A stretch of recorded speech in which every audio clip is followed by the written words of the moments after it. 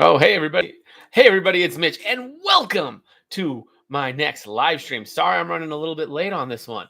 Uh just been a crazy time with working on trying to get my job started. Hasn't started just yet. Hopefully tomorrow, fingers crossed. If so, I'll probably be doing the final one this weekend sometime. That's probably where we're going to shoot. But first off, I want to say thank you guys so much for the 500 subscribers. I think it's what 532 I just saw. Holy crap, you guys! Like this is growing like crazy fast. Really appreciate it. You guys are awesome. And that's why I'm doing these videos or these live streams is to thank you guys and give you guys, a chance to interact with me, uh, somewhat one on one, but definitely in real time. I mean, it's only one on one if we only have one person in if we only have one person in chat. If there's multiple people in chat, then it's multiple people, but that's all good too. um it's actually nice. Small groups are fun. um Not big enough to get large groups yet. Hopefully soon, we'll see. um but yeah, I really appreciate the 500 subscribers. It's really awesome. I put a lot of work into making all these videos over the course of like several, like, well, all in all, over the course of many years. But I really went hard at it for uh, probably about 6 months for like the last half of 2020 or the first half of 2021. So it was actually a little more than that. But yeah, really hope you guys, I really appreciate just everything. It really means a lot to me that you guys have supported and all that fun stuff. Um, I'm hoping to get some more videos for you guys soon. It's it's been difficult for me to get back into the groove, but I'm working at it. I'm working on it. I promise I am. But yeah, I will be doing my final live stream. Well, my final for 500 subscribers live stream this weekend, probably. Unless something happens with this job, then I guess we'll go back to Tuesday. But yeah, that is the plan. Hopefully some people show up. I know I'm starting like half an hour late, which is significant. So I'm not too surprised if people are a bit late, or if, well, not here because I'm the one that's late. Anyways, I do appreciate the 500 subs. You guys are awesome. You guys have any questions about Dungeons and Dragons, about the channel, about me personally, really anything you want to ask? Yo, Jacob, what's up? How you doing, man? And Yeah, if you got any questions, feel free to let me know. I'm here to talk to you guys, answer questions. That's why I'm here. Like, you guys got me to 500 subs. This is your live stream. Yeah, it's on my channel. I'm the one streaming, but this isn't about me. This is about you guys. You guys got me here. You guys got me to the 500 subs. This is your live stream. You guys can, you know, make with it what you want by asking the questions you want to have answered in chat and talking about the things you want to talk about. If depending on what you ask, that'll radically change the direction of the streams. That's how it's been the last three of them, and that's how it'll be with this one and the next one. So yeah, but yeah, we will hopefully I can start getting going on some more content for you guys. I've been working at that. I was in a nice groove before, and I kind of fell out of it, and it's been hard for me to get back into the groove. But hopefully, I can figure that out here real soon. Which, especially with me starting back to work, feels like that's going to make it harder. But maybe getting into the groove of that will make that easier. But yeah, if you guys got questions and anything you want to talk about, let me know. I assume we'll be mostly talking about Dungeons and Dragons, but that's kind of up to you guys. What you guys want to talk about. If you guys want to, ask about direction of the channel, me personally, really anything, yeah, that's feel free. It's your guys' live stream, and here. This is a thank you to you guys. I do these to thank you for your support, because you guys have been there, and that's really awesome of you. I know Jacob went out of his way to join and not just joined, but he found the Discord, and he's one of the few people that's actually in there, which is crazy because that Discord's not set up at all, and it's it's very much in a beta state, and it's not even very well announced. So I do have one, but and you can find links. But yeah, I hope future of D&D development will make it more like 3.5e, than even more simple system. Yeah, I hope so too. I'm very doubtful on that. Um, although I have mixed feelings on that because I like a lot of the 3.5 stuff, but the simple system has its advantages. It's a big reason why D&D has gotten as popular as it has lately, because one of the problems with 3.5, and it's something I love about 3.5, but I recognize that a lot of people don't, is that it's hard to enter. There's a large barrier to entry to play 3.5. It's complicated. It's it's got its issues. Like, if you want to play, you're going to have to memorize all. You're going to have to not memorize all these rules, but you're going to have to learn a ton of rules. You're going to have to learn, a bunch of stuff. And I do my best to teach that on this channel, but there is a lot to cover.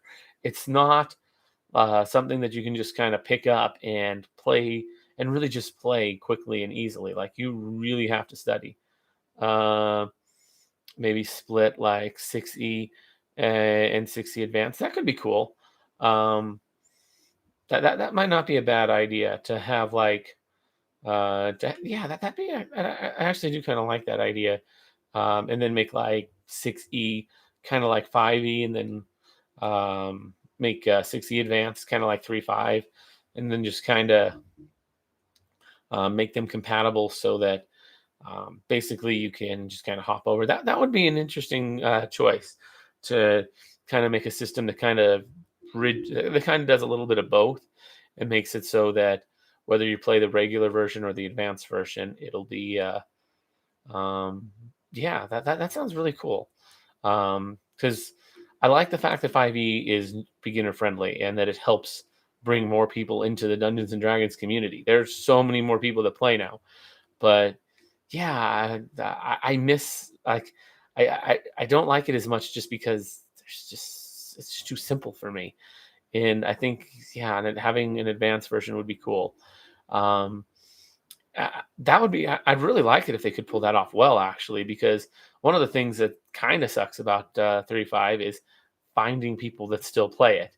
I mean, there's you guys, and there's me, but like, the fact that, I have 532 subscribers, and I'm very grateful for you guys, but it's not exactly a huge number, and I'm pretty sure the largest D&D 3.5 YouTuber, which says something about how hard it is to find people that actually do stuff on 3.5. I get comments on my videos all the time saying, "Wow, someone's actually making 3.5 videos. I really appreciate you making videos on 3.5." Like, I get comments. Throat's messed up a little, but I get comments all the time saying that, and you know, I love that, and I appreciate that, and I'm really glad that people find me and people, appreciate my content. But at the same time, the fact that I'm the largest 3.5 YouTuber at the size I'm at, it says something about um, how 3.5 is just not nearly as big as 5e, and how most 3.5 players have switched over. It's kind of a it's kind of an issue. It's sad. I wish there were more people that play 3.5, but that's not the reality, unfortunately. I'm doing what I can to change it, but there's only so much I can do. Um, 2x books, so 2x dollars for Wizards of the Coast. Yeah, that makes some sense. And people from 3.5 love to get new options. Yeah, that'd be really cool. And the fact that, like, if you had something like that, you could easily set it up. Well, maybe not easily. It'd probably be a huge pain in the butt to create, but you could set it up so that uh, people who are playing 6e can easily just switch over to 6e Advanced. That'd be really cool if they made something like that, where people who are playing 6e Advanced they could play in a 6e group and it's mostly the same, they just be like, okay, well, I can't do such and such. I just have to narrow back my options, blah, blah, blah, blah, blah. Whereas the 6e characters, they can say, oh, now I just have more options. There's more stuff I can do if I want to join into an advanced game. So yeah, I think that'd be kind of cool, and it would allow people to kind of play with the other groups more easily. Uh, with the difference between 3.5 and 5e, the rules are very different, and it actually can be difficult for newer players to handle that. One thing I hate about getting into 3.5 is that most internet stuff is so old that it does not work anymore. There's some of that. You gotta look at there's a few sources that still work. What are the ones we use? Giants of the Playground's still pretty good. I mean, it works. It's you can tell it's old, but it works. What's the other one? I forgot what the other one that they yeah. What is it? The SRD. Let me Google this so I can figure out what the heck it is I'm talking about. Because for some reason I am blanking the name on this, which is kind of weird. Because I look this up all the time. It's been a little bit, but I do look this up.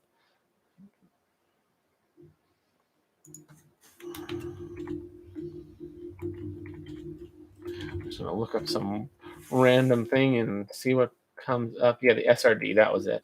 So the SRD works pretty good too. You don't want to go to like the wiki, but there's some good stuff.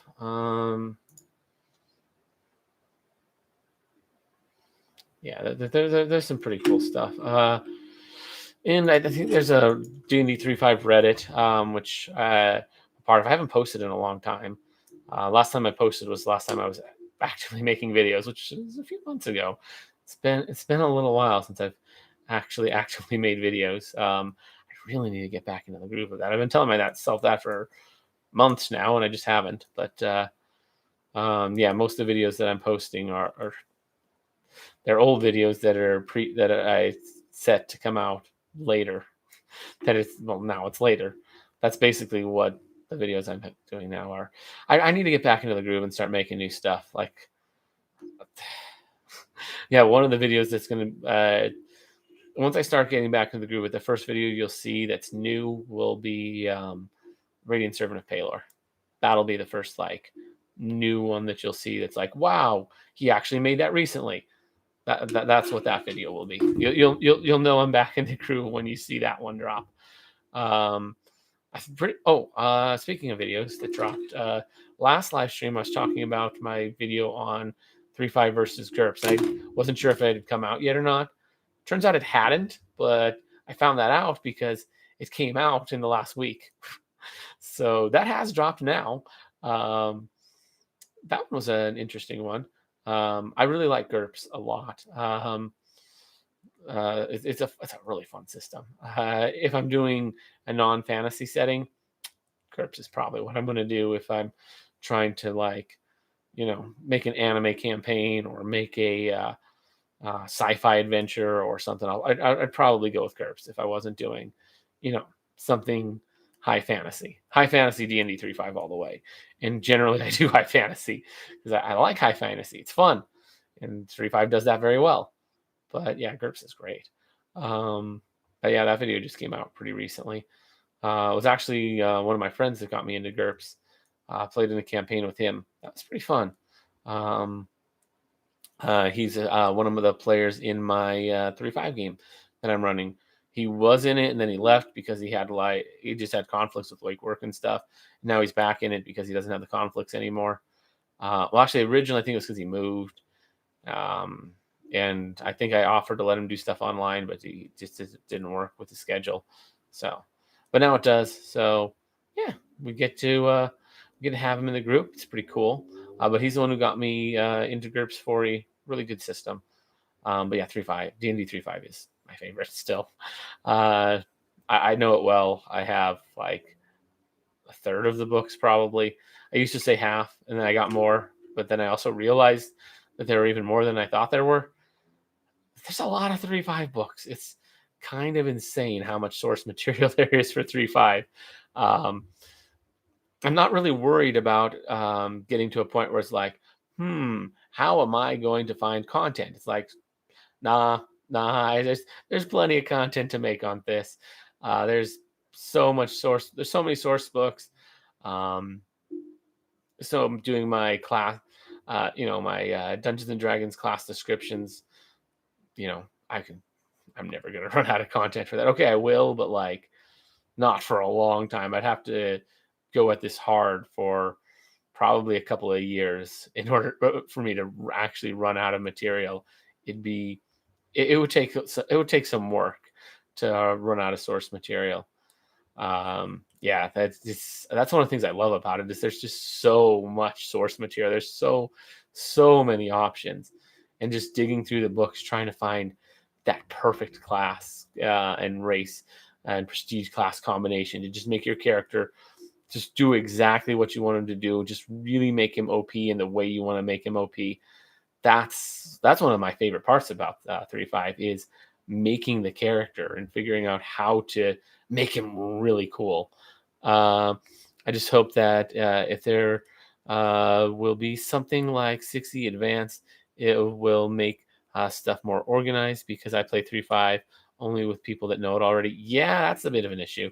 I play with 3 other guys that know D&D very well. And then I play with 3 guys that don't know it so well. Was it 3? Might be 4. I think it might be 4. Yeah, it's 4 guys that don't know it as well. So there's, me and then 3 other guys that know the game well. And then there's 4 guys that don't know it that well. And that's our group. And honestly, I think that's a really good balance to have like half the players, one of which should be the DM, be experienced and know the game well. Meanwhile, the other half of the group is noobs that don't really know what they're doing. That's how you grow the community and teach people. It's also fun. Um, we'll see. Just wanted to say thank you for all info you've given us. Given I'm playing Human Wizard, I remember from last week you were telling me about that in 3.5 using core rules only. Yeah, how's that going for you? I remember you were talking about that last week during my stream. Um, you were I had given you some advice on some meta magic feats. I believe Quicken spell and was it Empower spell were the ones I told you about for core rules only. It's hard to come up with good feats for core rules only. I mean, you only have few dozen feats to choose from, and half of which are completely useless for a wizard. So it's very limiting. Like I can't. You're not going to take power attack, obviously. That's stupid. Um, but you know, and there's really only a few dozen in the core, like total feats in there. Yeah, improved initiatives and other just generally good one, especially if you're doing really power gaming. Improved initiatives weird one that it's less good if you're not power gaming, but really really good if you're power gaming.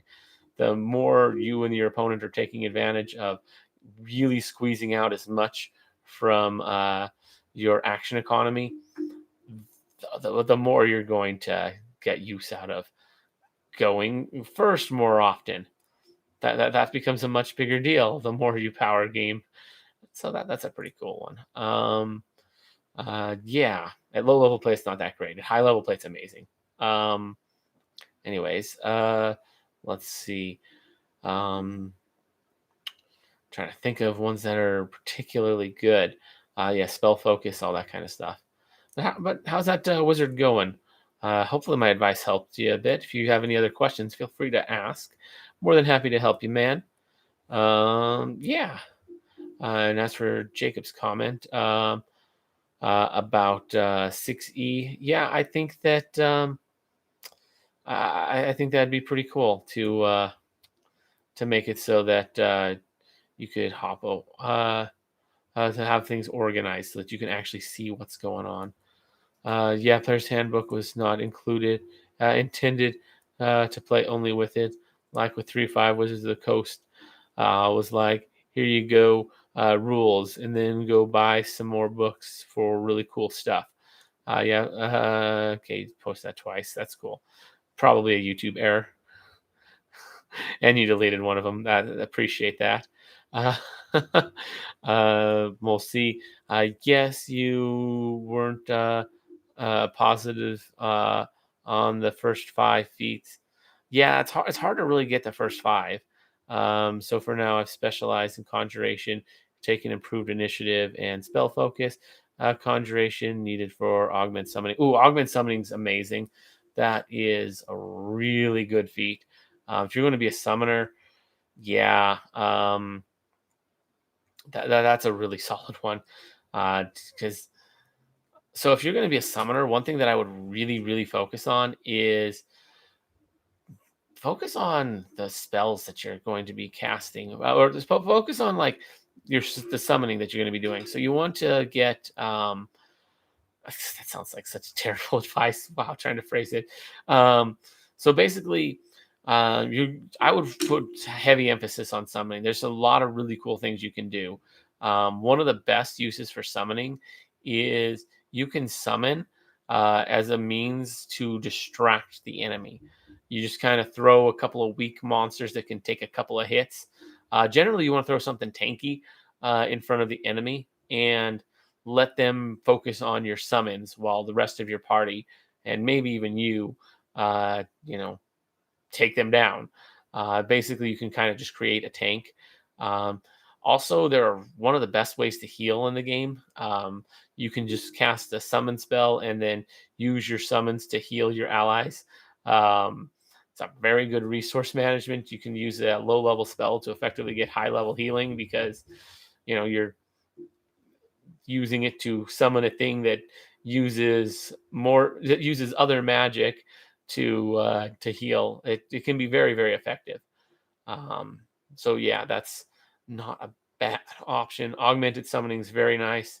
Um, once you have the feed, it just makes your summons better. Um, yeah, as James said, summoner is a really good choice. One of my players is a summoner. He just does a lot of stuff, but one thing he does heavy on is summoning. Um, Another thing, if you're going to be a summoner, if by chance you have another one of your fellow players as a bard, that can be huge.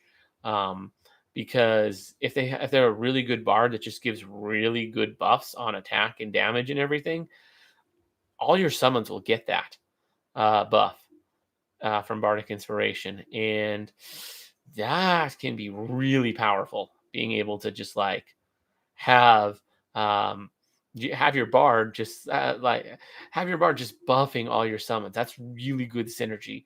I don't know if any of the other players are bards, but if they are, that's really big. If they're not, that's fine. There's other things that have synergy, and you don't really have control over what the other guys at your table are doing, but um that's a really good combo. I saw that one and how well it worked firsthand. Like I say, one of my players was and still is really big on summoning. Another one of my players, his first character, he abandoned the first character and switched to another one, which honestly is fine. I think that was like the first character he ever made, and he just wanted to try something new. So understandable. But his first character was a bard, and he was very, very. He gave so many buffs. He was a min maxer. Most of my players are, and doing that with min max summoning is so broken. You end up with just this army of guys that can take a hit or two that do decent damage that are actually like taking down the enemies fairly effectively. It's a really good combination. Um, yeah, and as a wizard, focusing on buffing can definitely putting some effort into buffing. I definitely would make sure you have some of those spells. Haste is probably the best spell in the game, hands down. It's just a really good spell. Um, Oh, what are some other ones? Snake Swiftness and Snake Swiftness, very good spells. So you'll definitely want to look into. Basically, those spells let a person or multiple people that are within a small area of each other um, all take an extra. I'll get an attack, just a single attack that they can use on whatever they want. Um, yeah, so you can just be like, yeah, all my allies in this area, they get they get an extra attack right now, and that can be really potent if you have some strong melee fighters, or you can use that on your summons too to get your summons to get an extra attack. Very solid options. Yeah, anything that buffs action economy is top tier. Summoning buffs action economy if done right. Um, uh, Kyle Cho, favorite D&D setting. Um, I usually do Greyhawk. Generally, I do like homebrew Greyhawk stuff, but at least for the setting, like I always do like individual campaigns where like the DM, me or my friend or whoever it happens to be DMing. Usually it's me. I prefer to be the DM over the player, but they create the world and everybody. And they create, okay, there's a castle here, blah blah blah. So I don't ever use um like the setting to its fullest of like where any maps or anything, but I use kind of the general rules of like you know what that dwarves and elves don't get along, that kind of stuff. And the Greyhawk pantheon is the one that I generally keep as the main pantheon. So yeah, that's Greyhawk's kind of my favorite. I tend to prefer the original. I haven't looked at the other ones too much, to be fair. I've looked mostly at Greyhawk since that's what's in the player's handbook, and that's what's in a lot of the source books. Like if you look at deities and demigods, it focuses mostly on Greyhawk, although it does focus on all of the pantheon. Well, it focuses on a few of them, but yeah. Let's see. I play Jacob. I play my first 3-5 character right now, and I see what I messed up with it, but still I could. Oh yeah, your first character almost certainly is not going to be that well made. Like if you have a first character and it's like the first character you've ever built, and you look at back at it after you've gained experience, and you're like, wow, I did a really good job with that. I wouldn't change anything. Then I am very impressed. Either that or somebody helped you heavily, and you didn't really make it yourself. You just kind of guided an experienced person. That's happened in my group. That's how most of my inexperienced players make their first character, is somebody else, a more experienced player in the group, makes it for them while they guide them. They're like, well, actually, I'm looking for more of a melee character. I don't want too much of this. And they just kind of like say what they're looking for. And the other guy's like, okay, what about this? It does this. And they're like, oh, yeah. And they just say yes or no.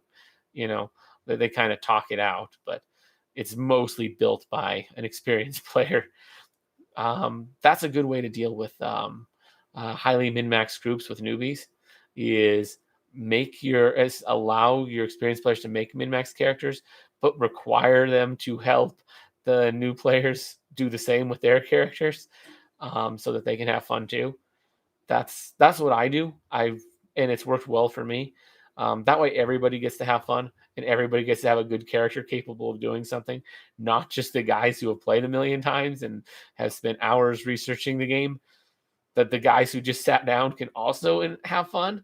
Um, and a lot of the times they're going to be wanting to be like, okay, I like this, but I want to be able to do it myself, and they'll start researching it so they can do it themselves. It's a great way to get new players into it, at least in my experience. It doesn't always work, but I've had a few of my players like really start to learn it on their own, because they've seen what the other players can do, and they want to be able to do it for themselves. Let's see. I know most about Forgotten Realms, so for me, I guess that will be it. That's fair. I haven't played Forgotten Realms much. I haven't looked into a ton, but it seems like a good one. I know it was really, really, really popular for a long time. Putting 10 into intelligence was a mistake for sure. What was your character? 10 into intelligence isn't necessarily bad. If you're a wizard, Why? That's not even functional. But like, do not put a 10 in intelligence if you're a wizard, because you're not a wizard at that point. You can cast cantrips, I guess. But yeah, I'm assuming it wasn't a wizard though. Um, but I'm curious what it was because I don't know. It can be fun to have a low intelligence. I've done that before, but it really depends on what kind of character you're making. Feats at first level are the most agonizing. How do you not just choose improved initiative? Um, it really depends. At first level, improved initiative, I don't think is as important. Um, because the thing about improved initiative, gives you a higher likelihood of having first turn advantage. But first turn advantage, how important that is, really depends on how optimized and how much you are doing in a single turn. Actually, now that I think about it, everyone dies really quick at first level, so might actually be big. I was gonna say it's not as important because characters aren't as strong then, but you can kill like a lucky crit will one shot a lucky crit from a decent, like not even a good, like highly optimized character, but like a halfway competent rogue, not getting sneak attack. A lucky crit would drop the barbarian who's got like max health of 15 in just one shot. So that can happen. So yeah, proven initiative actually is kind of useful at first level. Now that I think about it, but it's one that you definitely want to grab if you're doing high level play.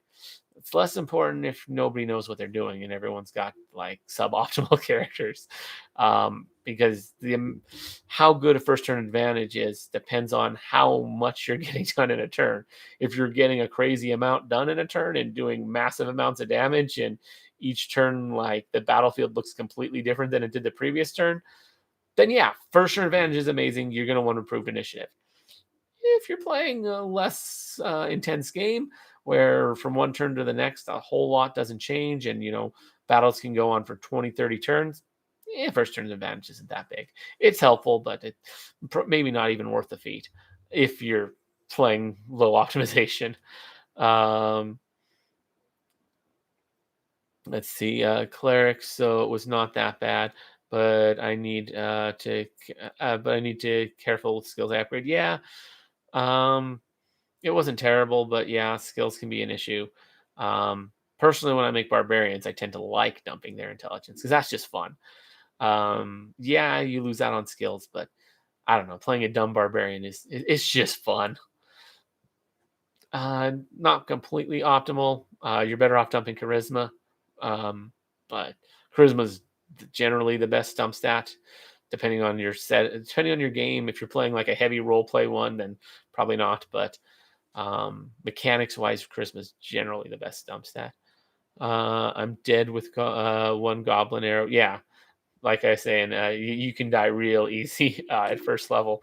I forgot about. I don't play a lot at first level, so I forgot just how easy it is to die at first level. Like, luck plays so much bigger of a role at first level than it does because at higher levels. Because my players are like 26 level, luck doesn't play that big of a role because as you start getting higher level, the law of averages, or the law of not the law of averages, the law of large numbers starts to apply more because like it takes several hits to kill you. So odds are one's probably going to be a crit, and it'll only deviate by like maybe one or two, which is generally not game breaking. So the law of large numbers tends to make luck less of a factor at higher levels than it is at lower levels. Still a factor, and it can still be pretty massive, especially if you're, um, you know, going for strats that just do like one blow that does massive damage. If you're going for those kind of strats, then yeah, luck can be huge. But it really depends on what kind of strats you're going for. Like if you have a mounted guy. If you have, a guy on a horse, if you have like a lancer, cavalier, which you've just set up so that he can do a charge for just like 200, 500, whatever not 500, like 200 damage a turn. with a single charge. If you've got that set up, yeah, luck can be a big deal. Although, actually, it really just depends on if you hit or not, because critting's not going to be super significant with the way crit multipliers stack, but still pretty nice. Um, for fighter uh, being first is bad. Like you need to move up, so you can't do full attack. And enemy next turn. It depends. It really depends on. It really depends on the situation. And even if you are first, you can just not go first. You can always just delay initiative. It's a waste, but it's a waste of a good initiative roll. But you can do that, and having that option can be nice in case things change and you suddenly need to act at a certain time. It can be nice. And it really depends on how you made your fighter. If you gave him a mount and made it so that he's fairly mobile, maybe spring attack. There's absolutely ways to make a fighter viable. But if you're just slow, clunky armor with your 20-foot move speed, yeah, you're right about that. But there's the fighter is a very versatile class. There are many, many ways to make a fighter. So not necessarily true. Barbarian's probably the least versatile class out there. It's great. I love the barbarian, but there's really only one. There's really only a couple ways to make a barbarian, and one of the most effective ways that almost everybody does is give him a two-handed weapon, power attack, and just make it so that he hits just ridiculously hard with his attacks. That's how you make a good barbarian. It works really well.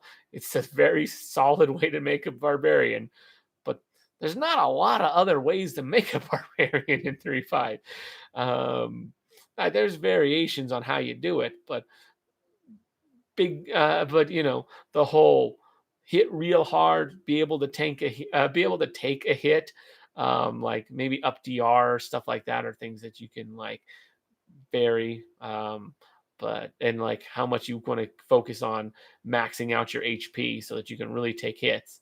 There's definitely some variations there, but generally hit hard, tank damage. That's really all you need to think about with barbarian.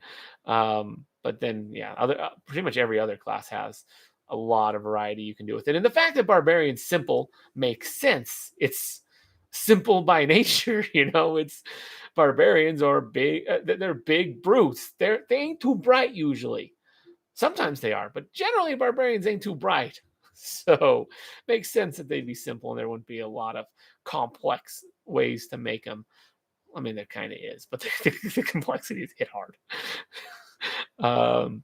Let's see. I need charisma for turnings, and I'm taking one of my. Oh yeah, for charisma, definitely. For cleric, charisma is a very important stat. Honestly, I would have put a 10 as a cleric. I would have put a 10 in Dex, or something like that. Dex is a pretty good one because then you can wear heavy armor, and you can just put on freaking full plate, and you don't take any Dex, and it doesn't have a high max Dex, but you don't have a high Dex. You can get the max Dex up with like mithril and stuff, but then you can just buy gloves of dexterity, and like you're getting full effects of everything. Your touch AC is not going to be great, but your overall AC and your flat-footed will be pretty good. So it's not a bad way to do a cleric. At least I find that's a pretty good way to do it. There's all sorts of ways to do them, though. Any spellcaster is going to be very versatile, just because of what spells you choose to pick very much impacts the kind of player, the kind of character you have. And especially things like a cleric, you can literally change that up day to day if you want to take the time, like IRL, to do it. Funny how in 5e, int is the dump stat for most saving throws. Target your ability scores directly. Yeah, int sucks. But when they target int, oof. Yeah, int is very much the dump stat. There's not as much to do with that. Yeah, and it's charisma that's the dump stat in 5e, or not 5e, in 3.5. So yeah, bow fighters don't care. Yeah, bow fighters are That's another option too. Like fighters have a lot of versatility. Um, I mean, not as much as like a wizard, but they have a lot. Like, are they going to be a bow fighter? Are they going to be like sort of board? Are they going to be more like a barbarian with a two-handed weapon? Are they going to focus on maneuvers? There's a lot of different ways you can play a fighter. Are you going to be mounted? Are you going to be focused on mounted combat? One of the better options, in all honesty. Um, at least if you're going to go like pure fighter and not really focus on any other core classes. Mounted's one of the better options. Yeah, there's fighter has so many different options. More so than most non-magic casting ones, I'd say. I think it's probably more versatile than like a rogue, which is saying something. Rogues are pretty versatile. Um, or at least it's close. They're on the same level in terms of versatility. In terms of effectiveness, no, but in terms of versatility, yeah, they're about the same. Maybe fighters got a slight edge. Um, also, I want to be in week 2 and 3, but I missed both. Hey, it's all good. It's all good, Alder. Glad to have you here. Really appreciate you being here, hanging out. Um, yeah. Uh, High initiative works in fighter, actually. Have you heard of a charger build? Yeah, exactly. If you're doing the charger build, if you got a lancer, if you have like the cavalier prestige class, high initiative's pretty good. Oh wait, that's not the charger build. That's a completely different. I've seen of the charger build though. Yeah, that's a crazy one. You get pounce. Yeah, you generally take what like a level of barbarian to get pounce, and you can do some pretty crazy stuff with that. Um, yeah, I've seen it. I've done it a little myself. It's very potent. You can just do in ridiculous amounts of damage. Better in early game.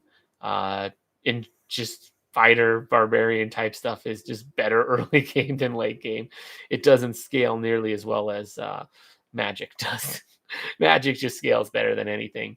At low levels, it's somewhat balanced, but by 20th level, the casters are the strongest in the party. Period. That's just how it is. Um, Kyle, the fighter comes into its own pretty late in the game. Power attack, cleave, gray cleave, and various other feats are in a feature. Yeah, that's true. And the problem is by that point, they've kind of outdone by other classes. You know what I mean? They're outdone by the wizard and the sorcerer. Those are great feats. A lot of people don't like Great Cleave, and I can see why. Great Cleave can be amazing, but it's very situational. It's rare you actually end up in a situation where you actually are using Great Cleave. The only time it's good real the only time it's really useful generally is when you're fighting low level stuff, and honestly you don't it just makes you faster at killing weak stuff, but you could kill them fine anyways. Those weak guys that you could actually kill with great cleave generally aren't going to be particularly effective at targeting you, so it's generally not that useful to have great cleave. Cleave is great because you can, when you get the kill, get an extra attack against someone close by. But how often you would be able to do that, be able to kill one guy with the attack and then kill another guy with the very next attack that you got as a bonus attack? That's rare that you're going to be in a situation like that. It's Great Cleave is just way too situational to use, aside from mowing down weak stuff. And honestly, a fighter's just not a fighter, a wizard or a sorcerer is just better at that, or cleric or any sort of spellcaster. Fireball, boom, they're all dead. If you're in a situation where you could kill multiple things with cleave or great cleave, honestly, the wizard would probably have been able to just drop a fireball and kill 2, 3, 4 times as many guys with that single spell as what you could have done. It's it's just not it's just not the best. I used to think it was good, but it's just incredibly situational. Do you accept 3.5 Dragon Magazine content at your table? No, I do not. I only allow material from published books. That's my personal preference. I know a lot of people allow Dragon Magazine content. I know a lot of people allow stuff that was published that they published on their website as well. I personally don't. Um, but that's each table has their own right to do what they're going to do. If they want to use that, great, good on them. But the way I see it is I kind of separate things like by levels. There's the level where you just play core, where the only books that are allowed are the player's handbook, the dungeon master's guide, and the monster manual. No other books are allowed. Okay, that's great. If you want to play that level, awesome. Honestly, if it's a group of new players who really have never played 3.5 before, yeah, that's probably a good place to start. If nobody at your table has played the game before, start with that. That way, you guys can all learn together without getting too crazy bogged down by the rules. After that, I start including, various books like all the complete series, which it's got its issues, but I would include that at the next level up. You could like complete series. You can do the races series, um, Player's Handbook 2. So the iteratives like Player's Handbook 2, Dungeon Master Guide 2, Monster Manual 2, 3, 4, and 5. There's multiple monster manuals. Maybe throw in stuff like Book of Exalted Deeds, um, Book of Vile Darkness, the two Fiendish Codexes, things like that are kind of like a step up. You just take all those books, maybe your settings books like what are they? Trying to remember the names. Cityscape, Dungeonscape, what was it? Frostburn, Stormwreck, and I forget Sandstorm, I think is the desert one. Maybe a lot of like those books. And then from a step past that,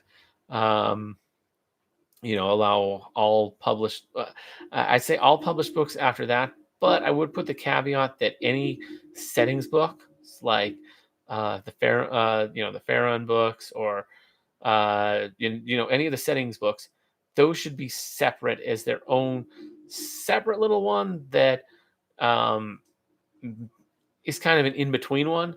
I wouldn't recommend using those. Well, I mean, you can use them, but I wouldn't. I would say that not allowing the settings books in a Greyhawk setting, perfectly fine. You could say, oh yeah, we're using this setting, so we're going to use these books. Also good. Mixing them all together is a little bit much, but if people want to do that, awesome. I allow that at my game. Um, and then just sort of any sort of published book beyond that is its own thing. Then I'd allow Dragon Magazine after that, and then stuff that was published on their web articles. So yeah, that I kind of have those levels, and that's kind of how I'm have the channel that's kind of what I'm planning out for the channel. Is like, if you notice, I have my playlists, which are just the core stuff. So I have like all the core races, all the core prestige classes, all the core classes. They're all like in their own playlists. And then things that are in those second set beyond that, because I'm currently working on level 2 of that in my videos. Those are in another playlist. And then when I start working on level 3, which I might, then I'll start making a separate playlist for that. When I do the various different settings, I'll make different playlists for those. So when I get to that, they're going to be separated, and it's going to be kind of, I'm going to try and make it as obvious as I can, like where I personally draw the lines on different sets of books and different levels. Depending on your campaign, you can allow whatever you want to allow. If you want to be strict and be like, hey, core rules only, great. If you want and be like real and interpret the rules in ways that keep the game from breaking in any way, shape, or form, that really hold true to the series, the spirit of the game, awesome, go for it. Do that. Do your thing, man. If you want to do the complete opposite and say, yeah, you do whatever you want, anything that's been published, heck, we'll allow homebrew stuff. And you know what? I'm not going to make any rulings that stop things from being OP. Make pun. Go for it.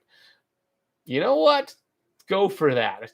Or if you want to do something in between, which I think most people do. I think most people are somewhere in between the two. Um, you figure out where it is that you uh, want to be running things at, and yeah, go from there. That's kind of my thoughts on that. Um, let's see. Kyle, my love for Grey Cleave might be from playing Neverwinter Nights 2, where you fight lots of low level mooks with many opportunities to mow them down. Yeah, in that situation, it's good, and it's the best option like a fighter would have for, well, one of the better, probably for a fighter specifically, probably well, actually, no, your best option is still go with a bow and do like split arrow and be able to get twice as many attacks per turn and be able to fight from a distance. I think that's still a better option than Great Cleave, but yes, still pretty solid. Although, really, if you're doing that, make a wizard, fireball, they're all dead. like, um, it's not bad, but Great Cleave is incredibly situational. Sandstorm and Frostburn have serious spell bounce problems. Lots of DMs ban them from those two. Ice Assassin, LO. Fair enough. Fair enough. A lot of games, a lot of them have balance issues. Have you seen Complete Warrior?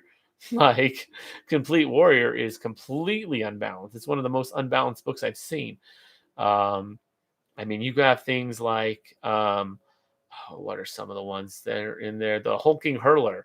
You've got the Hulking Hurler, which, if you min max and do a bunch of game breaking stuff, you can get your damage up into like numbers that I can't even like say, like beyond millions, billions, trillions, like just ridiculous amounts of damage. If you really min max that. I've seen just insane numbers. And when I looked at it, I'm like, you're literally throwing the moon at them. You're literally picking up the moon and throwing that at your enemy. Can be done. Which it can be. That's a pretty broken one. But then it's also got stuff like, what was that? The Night Protector. Like, really? It's got the Night Protector in it too, which is like, so it's kind of like a fighter and sort of like did they try to make it sort of a knight? Sorry, I had an itch on my nose. But you give up a lot of stuff, and then you gain some stuff that isn't that good. And honestly, you could have just taken feats to get, and you lost some feats. So why didn't you just stay with fighter and get the feats? And then Night Protector's got some serious issues. Same book as the Hulking Hurler, which lets you use carrying capacity scaling for damage scaling, which is insane and beyond broken. Both in the same book. So yeah, there's some stuff there. Also, like the classes in Complete Warrior are not great. It's got like the samurai in it. Cool concept, not well done. Very, very underpowered. It is what it is. So I get what you're saying about Frostburn, but Complete Warrior's got some balance issues too. It's one of the most unbalanced ones I've seen. The Charger can blow a hole into a mountain. The Hulker can do that and program it to run Skyrim. Yeah, the Hulking Hurler is it's absolutely insane. Like you can literally freaking throw the moon at somebody. Like what? They're like with some help from a spellcaster, you could literally or with the right magic items, you could literally teleport up to the moon, upside down, grab it, teleport back, and then just throw it at somebody and just absolutely obliterate them, which it still just targets one guy. Not sure how that works because the Hulking Hurler doesn't, it's still not typically splash damage. You can make it splash damage, but even then it's only a small area, which when you start getting into ridiculous sized rocks, which they didn't account for, it's something. samurai and the ninja make you sad. The ninja's actually well done. The ninja can do some really cool stuff. Samurai could be a lot better, but the ninja's a pretty solid class. It does, you know, uh, rules is written is stupid. Yeah, rules is written is stupid, which is why I advocate for mostly rules is written, but you got to keep rules as intended in play. Whenever rules is written gets vague, or when you're just like, I don't know about that, something seems off. You got to use your intuition and think rules is intended. What do we do about this? Just don't allow like stupidly broken stuff. Yeah, like I've had players try and use rules as written with to gain some cheese on some stuff. Like I had a player once decide to use, oh, I'm trying to remember what classes it was. It was trying to remember the names of them. So he was basically he was using bard stuff. He was using um the ultimate magus, I think, which I know isn't a bard one specifically, and then he was using oh, what was that bard class that has its own casting stuff? I'm blanking the name. I know exactly which one it is, but but anyways, he was using the two, and the fact that basically every time he took a level of ultimate magus, he had it set so that half the time he took, most of the time, well, not even half, yeah, most of the times he took levels, it was effectively increasing his bard caster level by 2 level, or his prestige class casting level by 2, so that his caster level was far like is way higher than his character level. Which I'm like, no, that's not, you can't do that. No, I had to like step in and be like, yeah, there's no way to get rules as intended. There's no way. There's clearly no way to get your caster level just from classes alone higher than your character level. Like just from classes and um, yeah. If you want to use feats, there's ways to up it a little. You can use ion stones and stuff to up it some, and some class features can kind of effectively make it high a little higher. But anything where it's just like you're gaining it automatically, that's just no. That's anti rules as intended, and at least in my opinion. Um, let's see. Rules is properly comprehended rules today. Yeah, that's a really good way to phrase that. Kind of that's kind of how I do that. I had a whole video on like um, rules as written versus rules as intended. I don't know how many of you saw that, but great. It was a good video. At least I think it was, and I talked all about that in that. Jacob, the biggest mystery for me is why virtue spell exists. And second one is the toughness feat. Yeah, toughness feat, really good at first level, and second level it's pretty solid, and then it just gets worse, worse, and worse, and it's like, okay, I took this fee and it was nice, but now it's not scaling at all. It really sucks. Improved toughness isn't bad, and Pathfinder actually did a really good job of combining improved toughness with toughness to make a pretty solid feat. I think they just call it toughness, but Pathfinder's version of toughness is you get 3 HP or your character level, whichever's higher. So basically, at first level it's 3, at second level it's 3, at third level it's 3, at fourth level it's 4. And it just basically is like toughness or improved toughness, whichever's better. I think that was I'm somewhat critical of Pathfinder, but I really like the way they handled that one. Um, uh, Coca-Cola versus Dr. Pepper. I love that name. Can you talk more about the Hulking Hurler? I know you mentioned you did a past video on it, but it sounds interesting. Yeah, I can do that. Um, and then Kyle with we'll get to that in a sec. So yeah, but yeah, that's an awesome name. That makes me think of my former boss who I'm friends with. He's a big Dr. Pepper fan, and I'm a big Coca-Cola fan. So you know, we Makes me think of that. Although honestly, we both will drink both. We've gone out to restaurants before and they mixed up our drinks, and we're just like, I'll have the Dr. Pepper, I'll have the Coke. Like it's fine. But anyways, yeah, the hulking hurler. It's a solid one. It's one that basically how it works is um, basically you're able to throw rocks, and how big of a rock you're able to throw is, yeah, equal to either your light or your medium load, depending on whether you took depending on what you took as your class feature for third level in it. I think it's third level, maybe it was second, but it's only a 3 level prestige class, which isn't much. And basically, yeah, normally you can only throw stuff based off of your, I think it's your strength score, and it's kind of limited, or I think it's your strength score, somewhat limited. But hulking hurler lets you throw stuff based off of your size, your based off of your carrying capacity, up to your medium or light load, and carrying capacities scale fast. Um, they don't scale linearly. They scale, I think, quadratically. Yeah, it's pretty sure that's quadratic scaling. It's absolutely insane how fast that goes up. And yeah, it gets broken really fast, because I think every time you add 10 to your strength, your carrying capacity goes up by 4 times. And that's insane.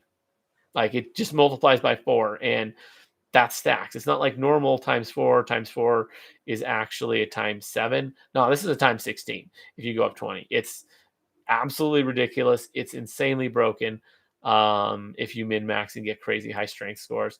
Plus, you get bonuses for being a quadruped and larger sizes, which can really add up. Yeah, you can really do some insane damage with one attack, by just picking up a rock and throwing it. Just pick up a really big rock. It's like, yeah, I'm just see this mountain over here. I'm just gonna pick it up and throw it at you.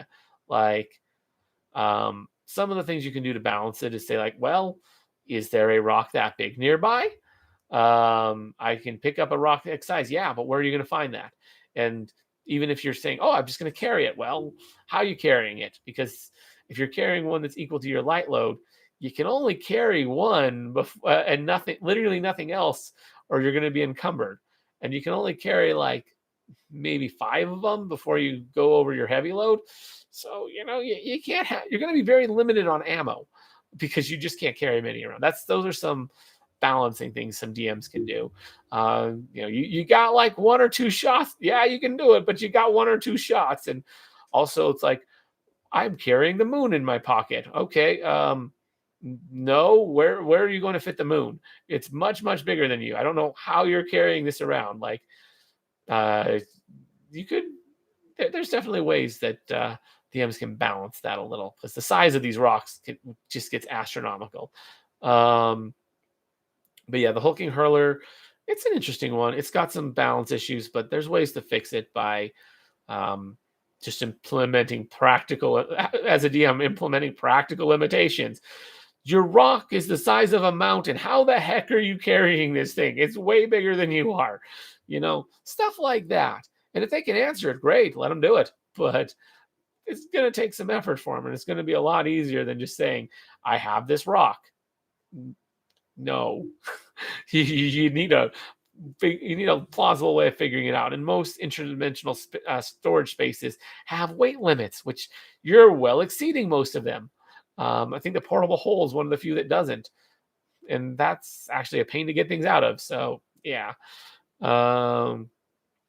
possibly it was a PRC with special calculation for caster level like Ur Priest, maybe called Sublime. Oh, it was a Sublime Chord. Yeah, I never allow prestige classes to advance another prestige class. Yeah, that's a bit of an issue. At the very least, if you do allow it, you don't allow it to also advance the one that's advancing it. Yeah, that gets to be a mess when you start combining stuff like that. I pick up the dragon. Okay, the dragon crumbles into you to make it crumbles into you, make a new character.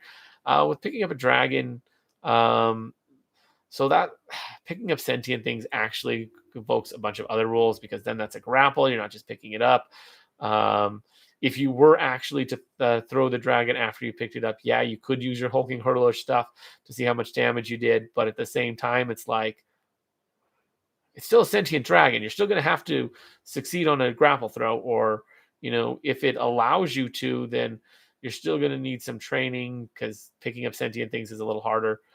That's the whole thing. Nope, I can pick up the moon. Why kill me off?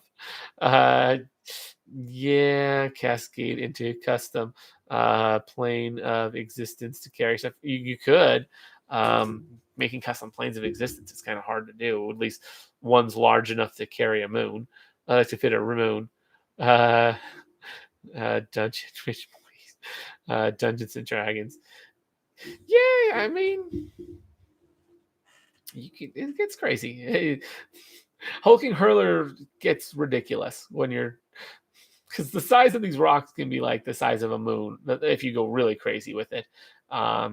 If you're, not min-maxing and putting some sort of reasonable limitations. Okay, you're not going to get the moon, but you can easily get a hulking hurler that can throw a mountain, which is hard to carry. It's really hard to fit a mountain in your backpack. I don't care how big you are. Like, a mountain is massive. You're not picking that up easily and storing it easily. It's, if you can find a way, sure. Probably best using magic, because trying to do that practically is insane. I honestly don't know how that would even be done. Like, I got my background in engineering, and figuring out how to, even with modern technology, literally carry a mountain around, like literally move a mountain from point A to point B. That would be insane. So you're almost certainly going to need magic. Shivering touch spell, yay or nay? Ooh, that's an interesting one. It's a great spell. That's a dragon killer right there. Shivering touch is so broken in a lot of ways. There's the saves, but now the javelin thrower. I mean, yeah, with the redwood tree. But yeah, shivering touch is crazy good, because you can just do massive amounts of dex damage. It will never kill, not itself, but it can very, very, very easily paralyze and make you helpless. Because losing your dex score, um, if someone's dex drops to 0, they freeze in place. Like, they don't fall like if you lose all your strength, you're gonna pass out on the ground. If you lose your dex, you are a statue in place. That's what shivering touch does. If you get hit with that, it can do crazy amounts of dex damage, especially if you do like maximized and powered twinned and like put all sorts of crazy crap on that. Oh, I've seen it done, and it is just devastating. It's like, oh yeah, I did 26 points of dex damage because you failed the saving throw. It's like, okay, now I take 26 points of dex damage and am a statue and am helpless. Great. I can't do anything. I mean, there's ways around that. Like, if you happen to be a scion, I think scions would still be able to do stuff. Um, yeah, any sort of any character with psionic powers would still be able to use their powers despite having their strength or dex drop to 0. Although they can't move their body at all. They don't need to. Also, if you happen to have silent and still spell, you would need silent as well, since when your dex is 0, you literally cannot move your mouth. You're completely unable to move even a little bit, and therefore you cannot make sounds to make verbal components. You can't speak. You can't move. You're completely conscious and still on your feet. If you were on your feet, but you can't move. Yeah, shivering touch it's nasty. I allow it, but oof, that is a nasty, nasty one. Shivering touch is a super shutdown spell. It's used to trivialize dragon. Oh yeah, dragons 100%, because dragons all have 10 decks.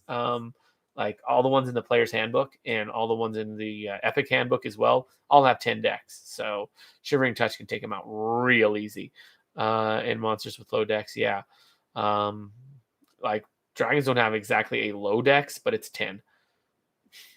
They have a 10 dex, which is it's not great. It's not terrible, but it's not great. And yeah, it can really make dragons nothing. Now dragons are highly intelligent, so what I would do for dragon killer stuff, if I was so when I DM, at least once I became aware of how broken that was, what you do is you just make your dragons take precautions against that. They take you just make them take you just look into ways. Okay, what could the dragons just have up constantly to make it so that if somebody casts Shivering Touch on them, they're not going to just be paralyzed? What can they do proactively to prevent this from happening? That's what I like to do as a DM, is because dragons are extremely intelligent. They would know about this spell. They would know how devastating it is, and they would take protective measures to make sure it doesn't happen. One easy one easy trick: Spellblade with the Shivering Touch that they just have on them, so that they are constantly immune to Shivering Touch. Works. Um, because Spellblade, it makes you immune to a specific spell. So yeah, that would work. There's other ways you can use contingent spells to make it so that if somebody casts Shivering Touch, um, then other spells will be cast on you. Like maybe you have contingency a heal prepared, so that it'll like make it so that, oh yeah, if someone hits you with Shivering Touch, well, I'm hit with heal. So I heal a bunch of health, which is great, and also all that dex damage is just gone, and I can move just fine. Just auto heals it. Not a bad option. Now, if you're now, of course, dumb things with low decks wouldn't take these precautions, and that's fine. Not everything needs to have stuff, but things with low intelligence and low decks, sure, make it a trivial fight. Generally, things that have low intelligence and low decks, not generally supposed to be a hard fight. There's exceptions for sure, but most stuff, low intelligence, good. I generally have them have no strat. The lower the intelligence, the less effort I put into them trying to come up with good good ways to survive. Like they don't have good strategy, they don't have any real planning. Even in combat, if they have really low intelligence, they just attack whoever's closest or whoever just hit them the hardest. It's like, well, he was closer, or he just hit me, so and that did a lot of damage. So I'm going for him. They react very. They have very very basic strategies and fighting styles. If they have low intelligence, if they have high intelligence, you go all out and you think, okay, let's actually plan this out. Let's give them some precautionary measures. Let's have them think strategically. You go crazy if they have high end. If it's somewhere in between, somewhere in between.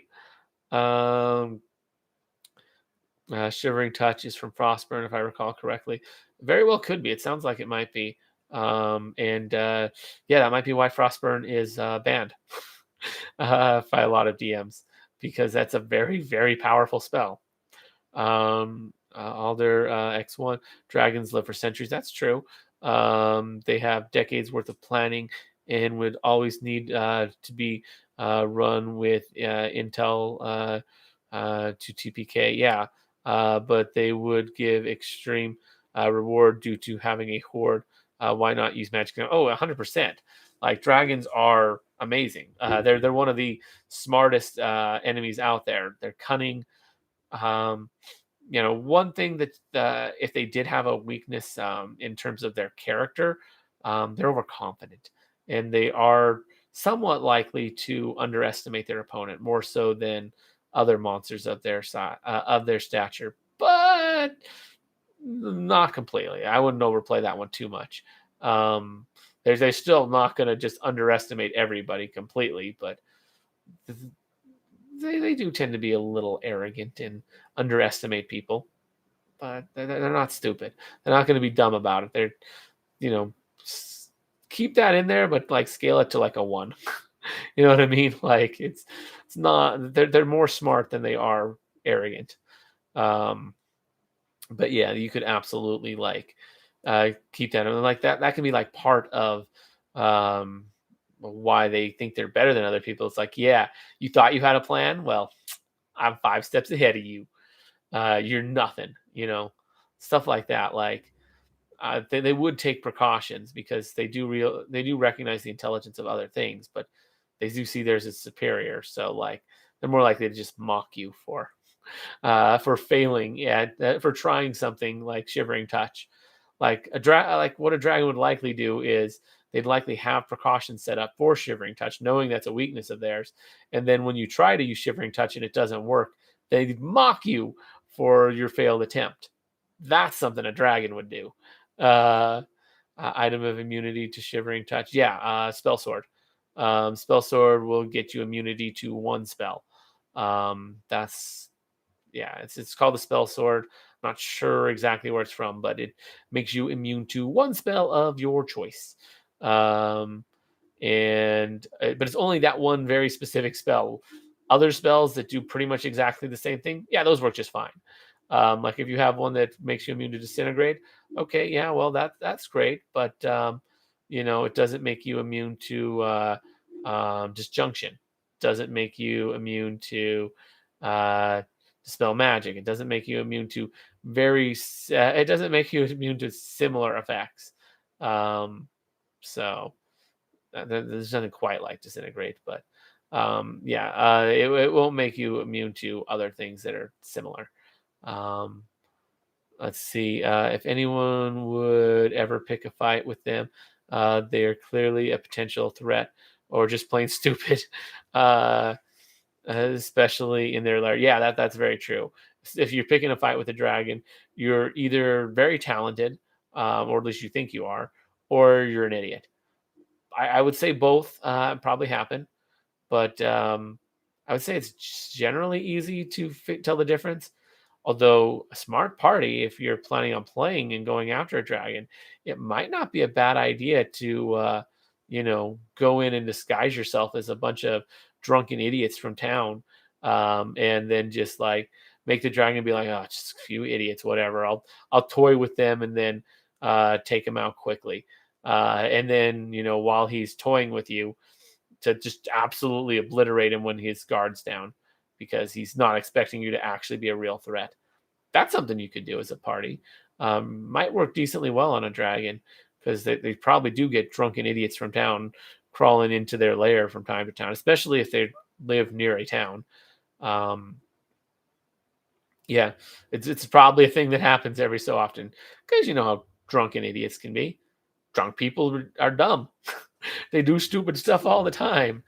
So it wouldn't be surprising that if from time to time drunkard stumbles into a dragon's lair. Um, yeah, just a thought that I had. But yeah, dragons they're a fun one. The fact that they all have 10 decks does make them particularly weak to Shivering Touch, though. Things that target decks and do dex damage can get them pretty quick. Like literally every dragon has 10 dexterity. Every single one. If you look through the not the Dungeon Master, the Monster Manual, if you look at all 10 races of dragons and all 12 age categories, all 120 of them, 10 decks. Every single one. If you look at the 12 age categories of the 2 dragons in the Epic, all 24, 10 decks. Even the Epic dragons. Like, like I have deities and demigods. Tiamat and Bahamut, 10 decks. Like, it's insane. Like, I know there's some exceptions somewhere, but like, if you look at just like a lot of the like the early Greyhawk stuff, all dragons are 10 decks. Although I have heard that there are like later stuff that was added that have dragons with more, but every single one in like the monster manual and everything, it's steel plate builds, man. Steel plate builds. Not sure. I'm not familiar with that one. Are you talking about builds where you have like characters that freaking use full plate armor? Those can be real fun. These dragons are paladin players. Those dragons are paladin players. Not sure what you mean by I'm not sure exactly what you're getting at. Paladins can be very tanky and have like full plate armor commonly. That's very true. But so can fighters, clerics, a lot of them. You can do some pretty cool stuff if you have like, um, you know, full plate armor and like, nice shields. Some really strong stuff. Dragons lose dex from size. A DM could easily say that 10 dex is their effectiveness dex score, but the real dex score is higher, thus giving the dragons a dex buff against shivering giants. And a little bit of a stretch, but that is possible. But yeah, dex dragons are just weird that they always have 10 dex, and they do lose. They're also weird in their flight because dragons typically, when they first learn to fly, have like good or average maneuverability, but by the time they like become great worms, they're clumsy like every single time. They just lose maneuverability as they age. They just get so big and bulky that they're not able to fly as well as they used to. They can fly farther, like they're stronger flyers, but they're not as agile of flyers when they are older, and they're like the big, strong, scary fire-breathing dragon that's raining terror onto the city. Those ones are much uh, much less graceful in the air than a much younger and smaller dragon that isn't really going to be terrorizing a city too much. Like a group of reasonably talented adventurers could easily take down a baby dragon. Well, maybe not easily, but could take down a baby dragon. It's a weird thing how dragons actually lose maneuverability as they get bigger and stronger. It's strange, but it's true among like all of them. Dragons are weird.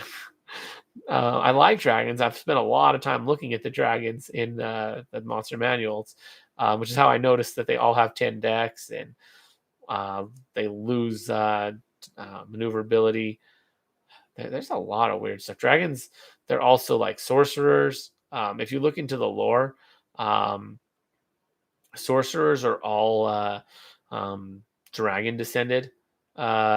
If when you really dig into like the lore behind sorcerers, is it's an innate power they're born with, but that power comes from like having dragon blood that's just really dilute. So, like your human sorcerer is actually like, he didn't just learn that. Like he didn't just wake up one day and it's like, I'm going to be a sorcerer. No, like, um, they gain their powers. Actually, even says at puberty, it's like when they start gaining the ability to do magic, just sort of spontaneously. They're just like going about their daily business. It's like, oh crap, magic just sort of happens. Sort of like in Harry Potter, how when you learn to become like a wizard, like how Harry was making things happen without realizing it. That's sort of how sorcerers work. It is by blood, very much like in Harry Potter. The difference between like humans and muggles, weirdly enough. Especially seeing as Harry Potter is newer, that the lore would be that a certain amount of lore stuff would be similar. But yeah, there's also the fact that and then sorcerers, they're just like that magical blood actually comes from draconic blood that's just really, really diluted. Like you don't look draconic at all, but you've got just a hint of draconic blood from like ages ago, when some transformed dragon entered into your family line, which dragons are known to do with all races. And yeah, because that happened ages past, you have a little bit of draconic blood in you, and that makes you a sorcerer. Or maybe uh, you know, maybe you just got a little bit more of it than your parents did, or maybe you have it on both sides. There's a lot of ways that can happen, but yeah, sorcerer comes from having draconic traits. Um, let's see, dragons with the air subtype should have perfect maneuverability per the air subtype, but do not weird. That's weird.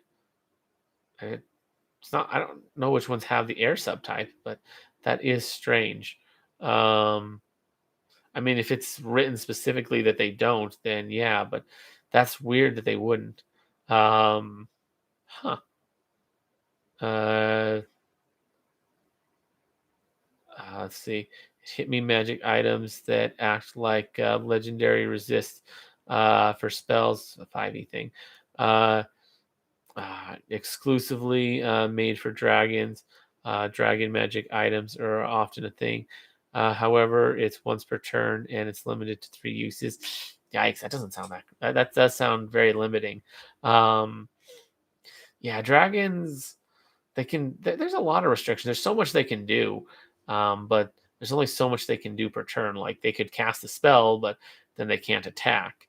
And their full attack option is really good. They get so many attacks on a full attack. It's really, really strong. But they also get good magic and have like all sorts of abilities. So yeah. One thing, if you look at Tiamat specifically, I would personally rule that since she has 5 heads, only one, and each of those heads act independently. I would say that only one of those heads would be needed to control the body. So you could have, as long as at least one of her 5 heads is not casting a spell or using a breath weapon, then Tiamat would be able to make a full attack using all the attack options, while the other 4 heads are using breath weapons and spells. I would say that's perfectly valid for Tiamat specifically. But she's also the dragon. She's also the goddess of evil dragons. So she's a little bit overpowered, and that makes sense. Bahamut unfortunately gets no such advantage. I don't know how that ruling works in terms of making the balance between her and Bahamut work. My guess is probably not well.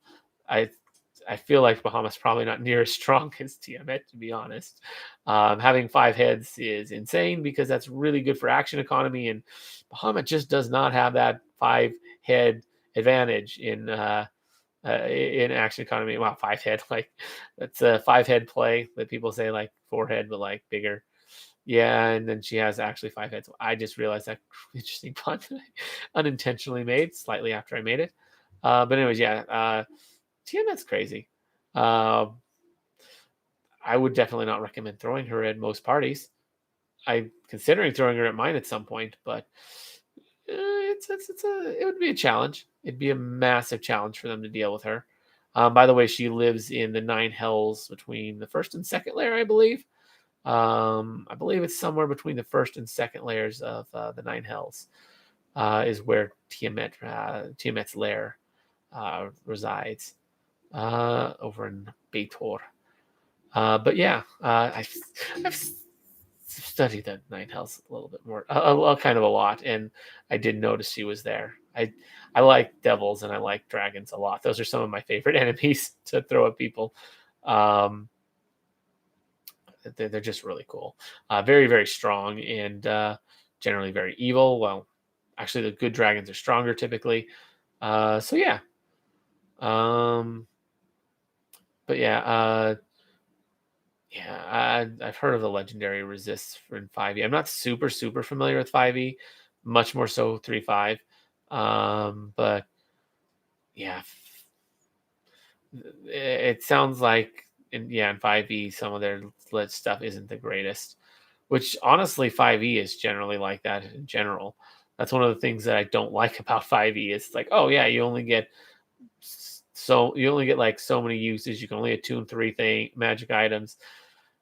It's not designed for min-maxers. Min-maxers really don't get that much of an advantage. Like doing a bunch of min-maxing and optimization isn't going to make your character that much stronger than someone who doesn't. And heck, a 20th level character isn't, well, okay, it's considerably stronger than a first level character in 5e, but not to the same extent that it is in 3.5.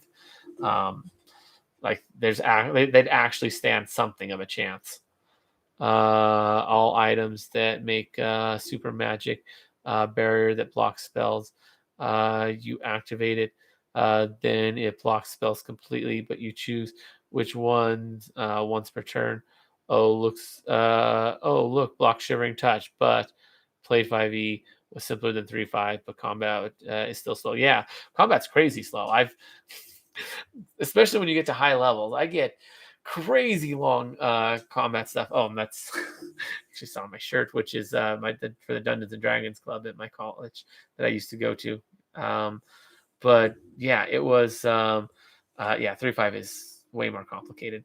5e is so much simpler, which is great for getting in new players, as I've said before. But I don't know. I personally like the min maxing, and that's why I stick with 3.5. And I would very much like, one of my goals personally is to try and get as many people from 5e to convert to 3.5 as I can. That's kind of my goal, is to convert the 5e players to 3.5, to get people who 5e, got into Dungeons and Dragons because it was easy, and then, maybe find what people that are looking for more and bring them over to 3.5. That's kind of my personal goal. Yeah. Now you have to worry about uh, Evervate, Enervate. That's it. Yeah. One advantage of 3. Yeah. Uh, it is. The advantage of 3 is there's just so much more you can do. Anyways, it's about time for me to wrap this up. It's good chatting with you guys. I'll probably be back doing this next week. I'll be doing, I should be starting work tomorrow, if not within the next few days. So probably going to be working this time next week. So I won't be able to stream this time, but I should be able to stream and do this for you guys sometime this weekend. I'll let you guys know as soon as I figure out what I'm going to do with that. So yeah, that will be the final stream for 500 subs. I really appreciate you guys subscribing. Jake say I need to go, but I want to say keep up what you're doing on the channel. You're great. Can't wait for anime characters made in D&D series. Yeah, that's something I'm very much planning to do, specifically with Naruto. I might look into other shows as well. I hope you will hit 1K in no time. Yeah, when I hit 1K, we'll probably do more of these. We've got one more that's coming this weekend, but after that, we're not going to be doing live streams until I hit 1K. Then we'll be doing more. One advantage of 3.5 is that it is now fully complete. Yeah, that is true. 5e is still a moving target with updates and bloat. 3.5 can be fully analyzed. That is true. That is very, very true. Actually would kind of like to see 3.5 get some, maybe not bloat, but like just get some patches on things where they like nerf some of the better stuff and like buff some of the worst stuff. I'd really like to see them go in and like do that. They're not going to, obviously, but that'd be really cool if Wizards came to me and was like, "Hey, you guys want to do? You want?" And asked about that, I would be completely down to get some updated 3.5 stuff to mostly just balance the game a little bit, because it's not at all balanced. But yeah, we will be back. We'll be doing this again this weekend, doing another one of these, an hour and a half. I'll let you guys know when. It won't be Tuesday like these last ones have, but yeah, hopefully we'll definitely get that done this weekend. And once I hit 1K, we can do some more of these. I really appreciate you guys all subscribing. I appreciate everyone here hanging out. Anyone who's watching the VOD of this later, appreciate you watching that. And yeah, just thank you guys so much for helping me be as successful as I have at this. I literally could not have done it without you. I heard rumors of 5e being a thing. So weird. I hadn't heard that, but I mean, honestly, that seems dumb. It seems way too late to bring in a 5.5e. But anyways, I don't know what Wizards is thinking with that. But anyways, I will see you guys this weekend, hopefully, and hopefully I'll check you out in my next video. Anyways, as always, I'm Mitch. I'll be seeing you.